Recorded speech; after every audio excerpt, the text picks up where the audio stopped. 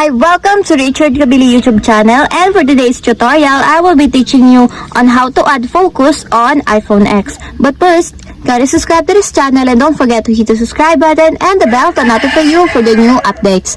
And let's start. Using your iPhone X from your home screen, first go to Settings. Then in the Settings, scroll down and click the Focus. Then after that, in the Focus, you will see a positive sign on the upper corner of the screen. Then all you have to do is just click it to add the focus that you want. And after that, choose the focus that you want, for example, for driving. Then click. Then after that, click Customize Focus. And your driving focus is now on the wrist. And that's it. We have successfully added focus on iPhone X. If you have a question, kindly comment down below. And don't forget to hit the subscribe button and the bell to notify you for the new updates. And thank you for watching.